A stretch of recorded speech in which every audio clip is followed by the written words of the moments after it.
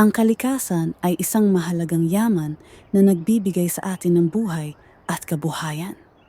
Sa bawat paghinga natin, ang mga puno ang nagbibigay ng oxygen at ang mga ilog at dagat ay pinagmumulan ng pagkain at tubig. Kaya naman, bilang mga mamamayan, tungkulin natin ang pangalagaan ang kalikasan. Isa sa mga simpleng hakbang na makakatulong sa kalikasan ay ang wastong pagtatapon ng basura.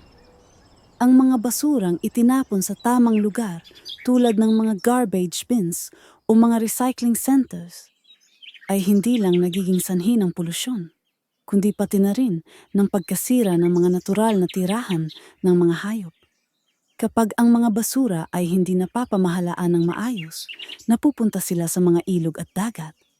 Nagiging sanhi ng pagkasira ng mga ekosistema. Pangalawa, ang pag-iwas sa paggamit ng mga bagay na nagdudulot ng carbon emissions tulad ng mga sasakyan na gumagamit ng fossil fuels at mga appliances na hindi energy efficient ay makakatulong sa pagbawas ng polusyon sa hangin. Ang labis na carbon emissions ay nagdudulot ng climate change na nagiging sanhi ng matinding pagbabago sa panahon.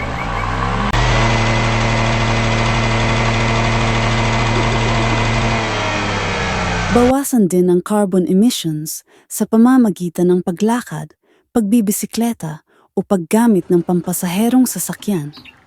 Ang bawat maliit na hakbang ay may malaking epekto. Sama-sama tayong magtulungan para sa kalikasan at sa mas maliwanag na hinaharap. Sama-sama tayong kumilos para